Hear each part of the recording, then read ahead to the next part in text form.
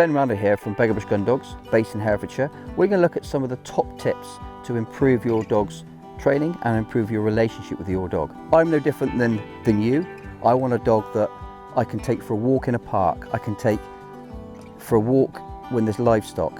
When I say leave, when I say heel, they come back to me. It doesn't chase, doesn't run off. It sees other dogs, doesn't let me down. We all want that type of dog. So this will help you achieve those goals that we all want, the ultimate family companion.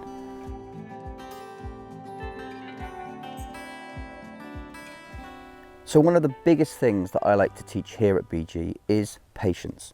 Why is patience so important? Well, having an impatient dog that will not relax in the house, will not relax when people come, delivery drivers, friends come round, taking it to the park, taking it to the pub, to the coffee shop, the dog won't relax. He's not patient enough to sit there in a calm, relaxed manner. It's letting you down, it's putting pressure on you, it's ruining your time out, it's ruining your family occasions.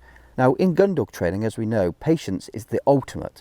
We can take a dog into any environment with any amount of wild game and get it to sit patiently for long periods of time before it gets its reward. So I've developed that now into the home of the pet animal, the pet dog. We can help you create that. With my dogs, patience training is very easy to start from the beginning. We start at feed times. It doesn't matter how busy you are, how many dogs you own, or how many children in your house, or how busy your work is. We've all got time to feed our dogs. So what an opportunity we have to teach those dogs patience around those food times. Even with a young puppy, I start feeding the puppy 3 times per day. That's 3 opportunities per day I've got to teach my dog to sit for long periods of time for its food. And when I say long periods, I get the dog to sit in its bed or sit in an area within the kitchen. I put the food down. Obviously the dog lunges for the food initially because it's impatient, it can't wait.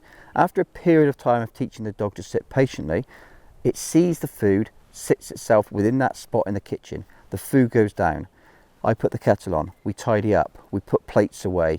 We do things around the kitchen environment, keeping the dog calm and relaxed. After a period of time where we think the dog is relaxed enough, we then give the command for the dog to eat its food. Remember also that if we're feeding a dog, for example, 100 grams in the morning of kibble, why don't we do 20 grams times 5? That's 5 opportunities per morning, per lunchtime, per evening. We've got to teach our dog some patience. The more patience that dog becomes, the more manageable it would be to train. How can you teach a dog to walk to heel, to sit and stay, to recall back to you if it can't sit still for 5-10 minutes when it's waiting for its food while people come to the house? So once I've developed this patience, the dog sees me with the food, instantly sits and waits patiently. I should be able to leave the room, come back in the room, do things, as I said, in and around the kitchen environment. When I've mastered that, I like to start feeding out in the patio areas, taking the dog outside. The dog starts to understand that when I'm outside, I'm also in a training mode with this person. I've got to trust this person and connect with this person, because if I do, the reward will come. Again, the dog is earning its reward after a period of good behaviour. Sit.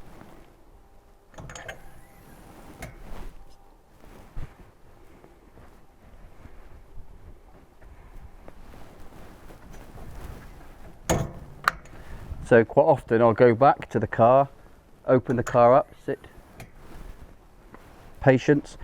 How often would you say that any dog owner has ever opened the back of their vehicle and not let the dog out? So if you had 1,000 people now ask that question in a survey, 1,000 people open the back of the car, the dog would 100% always come out the car. So what do? Sit. To teach patience, the dog doesn't think the door is open, I always come out. He may close it, I may go back in. It's a really good tip. Sit. Again, I take my time, and bear in mind this is a cocker, she's super excited to go in or come out all the time. Zoe. So we're increasing the duration that we're asking a dog to sit for its food, or sit for a retrieve, a ball, a reward or praise. So it's not all about how long the dog is sat there focusing on us completely. It's about how we can get the dog to relax. Do I want a dog sat there drooling, completely fixated on me for a long period of time? No, I don't. I want the dog to think, right, the reward is going to come soon from this person. I'm going to sit down, lay down, relax, go in my bed. I'm going to chill out because soon this reward is going to come. And when I get that dog in that type of mode, in that type of mindset, the dog is much happier. Definitely my connection is better with that dog, but like I say, initially the dog will be pretty fixated on you, pretty zoned into you, and after a period of time, as we've built this up over a week or month, the dog will start to relax far, far more within this environment with you. Once we've mastered the patience training at feed times, we can then start putting this into everyday use. And what do I mean by everyday use? I mean going through the door, asking the dog to wait rather than lunging through the door, coming back into the house, making it sit before it comes back in.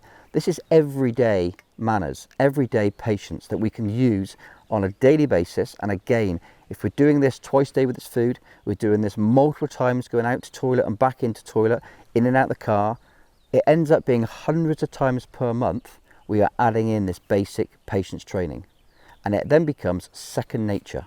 I often see this with my clients when they come for training sessions.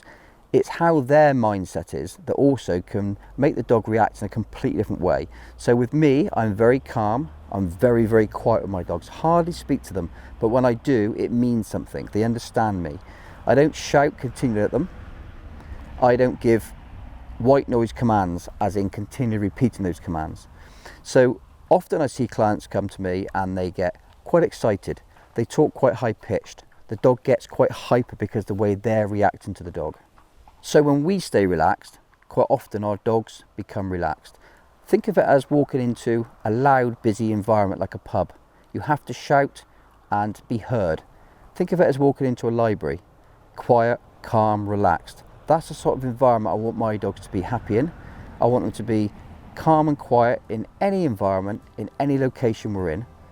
But obviously I want them to enjoy themselves and have great fun, which my gun dogs do obviously, but they've got to understand if they build that patience up with me, the rewards will keep coming and they will continually come, and they will do what they are developed to do and what they're bred to do.